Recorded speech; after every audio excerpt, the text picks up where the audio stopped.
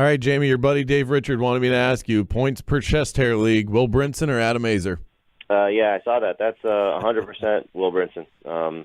Azer is He's bringing it? is certainly in the conversation, but Will's got a coat underneath his shirt, and he's not afraid to show it.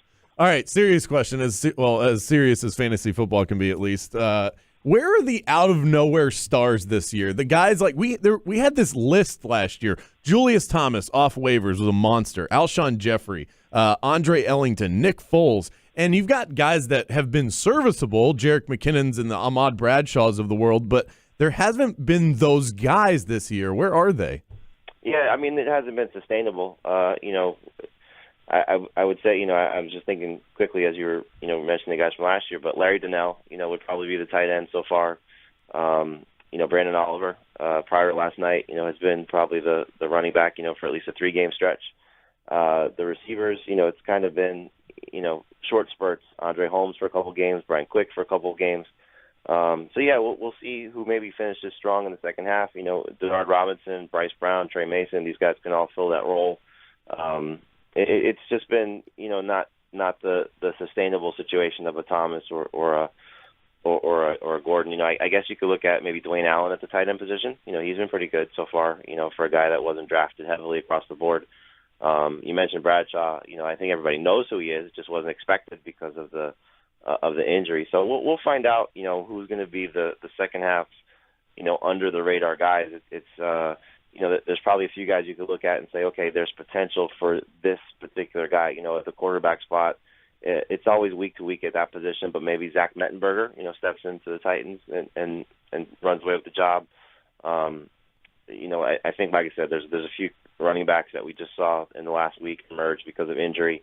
One guy at the wide receiver position that I think people should stash if they can is Devontae Adams for the Packers. We've seen some glimpses the last couple of weeks. But if they get into, they really haven't been in a lot of competitive games. They've, kind of blasted people early and then not necessarily, had to throw a lot if you look at Rodgers' numbers. This could be one of those weeks against New Orleans. And if he plays well, which I think he will, look at him from this point forward, too. Seattle's defenses look so vulnerable over the last couple of weeks, to say the least. Are they a defense that shouldn't scare fantasy owners anymore? It would be like week to week, you'd look and say, oh, my running back's playing Seattle, I have to put him on the bench. Is it just not that way anymore? Yeah, especially with Bobby Wagner, their middle linebacker, not being healthy. So this is a real interesting week because I've kind of told people if you have Cam Newton, you stick with him. I don't love him.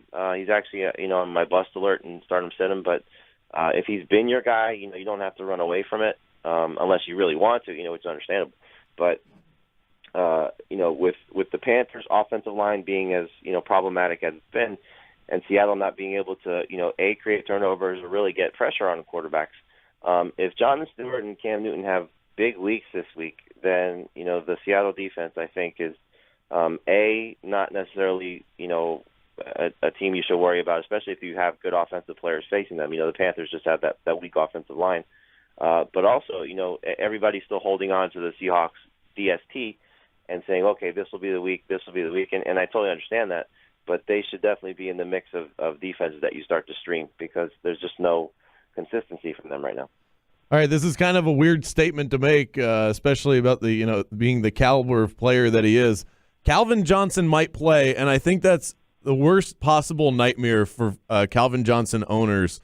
He's practiced now. Can you give us the outlook on Calvin Johnson? If he plays, should we trust him, or will he just not play? Well, I would think at this point with their bye week next week, and I know this is risky to say it because, I think you framed it properly, that it's nerve-wracking because we've seen a scenario of him. We've seen a scenario of him being out there and not necessarily playing like the Calvin Johnson we know. But with their bye week looming, with the fact that they're in London, if he plays, I can't imagine him being a decoy in that game. Now, we could all be burned by it because he's over there. Why not, get on the field and do what you do? But it's such a risk for him to try and play, given the fact that if he does hurt that ankle again, that's a long flight and a lot of swelling that can occur with no real reason to do it because they could probably beat Atlanta without him. So I think if he plays, I'd risk it, but it just really comes down to who you're comparing him to. All right, 1 week fantasy football leagues like FanDuel.com. Give us a player that you would start on the cheap this week. Well, there's a few. Carson Palmer's a great one at the quarterback spot. That's going to be a fun game, I think, between the Cardinals and the Eagles. And he's been playing well. He's a very low-end quarterback price for good value. Running backs, Travaris Cadet. He's going to catch a ton of passes this week, so FanDuel gives you a half point per catch. So, that could really benefit him.